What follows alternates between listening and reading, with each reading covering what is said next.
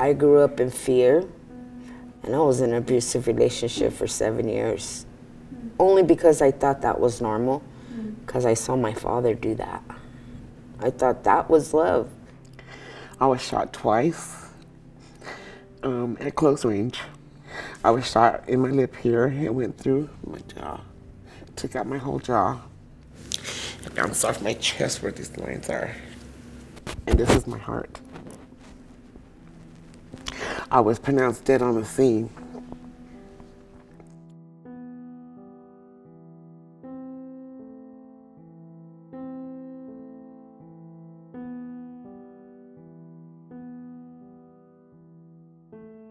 When I was 15, I had an extreme trauma happen to me that involved 2 men.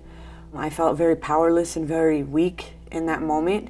After that trauma took place, I didn't know how to deal with it, so I began using, because that seemed to be the only thing that took the pain away. It took the pain, it took the hurt, it took the anger. Any emotion that I felt was numbed, and my life spiraled out of control from that point forward, because I became very addicted to power. I wanted to have power over anybody and everybody that I could. The more power I had over another person, the better I felt about what had happened to me. I have been incarcerated 17 times, and I've been to prison twice. Some things that I think that led to my addiction was loneliness, being abandoned, you know, because my mother was an addict, and so I've always craved attention. In order to defeat that addiction, you know, I chose to sell drugs. And so with me selling drugs, you know, I picked up charges and I was doing a lot of criminal activity. I had to adapt to survive in prison by molding myself to be very strong and very dominant and sometimes aggressive and outspoken and rude. And that's not who I am, but I had to in order to make it through.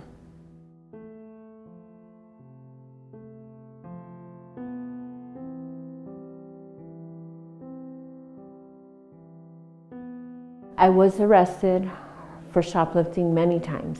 I did everything I could to support my habit, but to support my children. I would steal food. I would steal clothes, but it just led me into prison eventually. When I was being released, trying to look for a program or a community to go to parole out to was hard.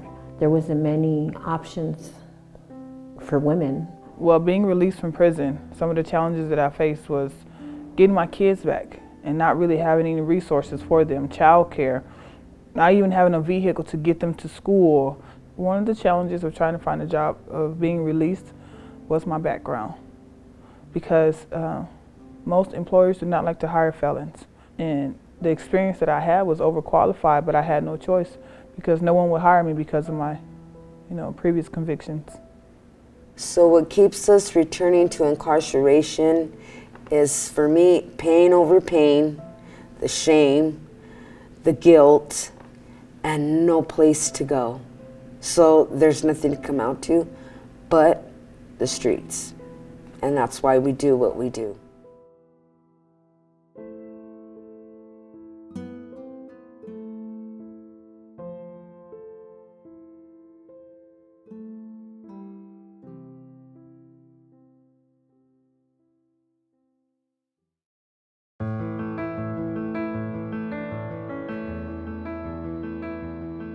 Crossroads has literally saved my life. I feel like I have that family that I didn't have when I was younger. I have that support that I didn't have when I was younger. No matter what I go through, I can talk to anybody here about anything. Crossroads has given me my life back continuously. I can come here and it's a safe place. The impact that Crossroads had on me was amazing. Crossroads taught me to believe in myself and to accept who I am. Crossroads has given me the tools that I need to find housing and a job, and Crossroads has given me the tools that I need to figure out who I am.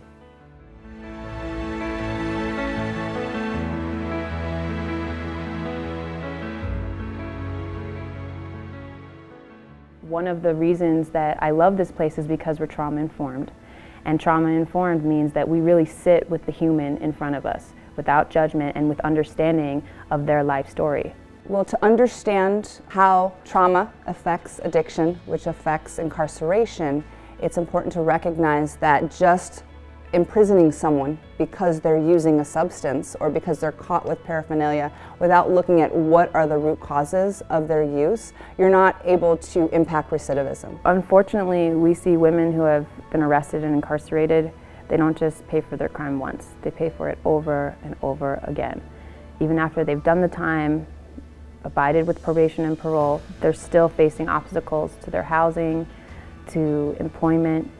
When everybody else says no and closes their doors, Crossroads says yes, come on in.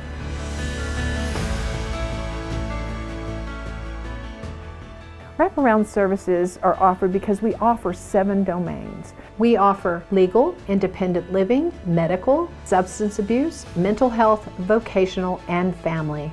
If you hit those domains and you're really working in those fields, you've got a person who is well-rounded. Crossroads really focuses on giving special attention to each part of a person. First, you need stability and safety. Once you get that stability and that safety of having a home for you and your children, you can now focus on mental health. You can focus on your sobriety. You can focus on rebonding and working your family dynamics and breaking those cycles that caused you to be in the place you were before. There are many obstacles to a woman being able to be hired and employed when she gets out of prison. Starting right off with documents, driver's license, birth certificates, all of those things that you need. So in the vocational program, we work at length with the women on how to speak about themselves. We coach them through giving their life stories and focusing on their successes. We address the past, but we focus on the future. We focus on the present. We focus on everything that they're doing now, all of the hard work they're putting in to achieve their goals. I didn't believe in myself, but the staff here believed in me. I'm an intern today, and I'm learning computer skills. I work with admin. It's been good. I got a new way of living. I work with women on budgeting and financial planning. We review a budget, we identify what their savings goal is going to be, how they can maintain that savings goal, and what barriers may arise. Through budgeting and planning for savings goals, they've been able to save money to be able to get an apartment and a vehicle a lot of times when they leave. So dual diagnosis is when someone is diagnosed with a mental health disorder such as depression, major depression, PTSD, and then there's also a dual diagnosis of substance abuse addiction. The mental health, they see psychiatrists, they go to counseling, they get that support. The chemical dependency, we have them go to 12-step meetings such as AA and NA groups to help with that. Women that have been incarcerated, you know, they're not losers, they're not lazy, they're not uncaring people. They love their families. They just don't have the skills to function properly without support.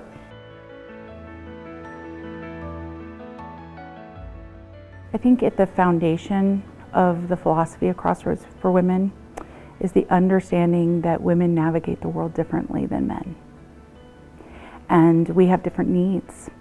So gender responsive is the understanding that their world is comprised of the relationships in which they build. So we're very relational. There's just so many relationships that are hurt in the process of the addiction and the incarceration. And when a woman gets out of incarceration with no support, then they don't know how to start rebuilding those. Crossroads gave me a second chance by pushing me for greatness. Staff constantly told me, you're going to be great, you're going to do great, you're a leader. And I was not trying to hear that at all. But just that push put me in a position to want more. They put me in a position to learn more. So, you know, I became an intern and I worked my way up. And so they gave me a second chance when no one else would. All these facets that I carried with me, they accepted them with open arms. And I felt comfortable being in my own skin for probably the first time in my life. I love if I get the chance to meet women and their kids are often so proud of their moms for being in this program. So full, you can see it in their eyes. Oh my God, my kids are so happy. They are so ecstatic that they have their mom back. I'm so happy that they accepted me in this program. because I've actually succeeded in a lot more than I ever done before in my life.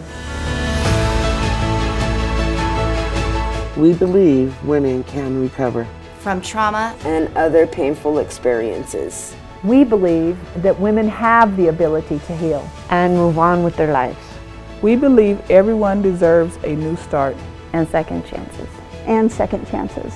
And second chances. And second chances. And second chances.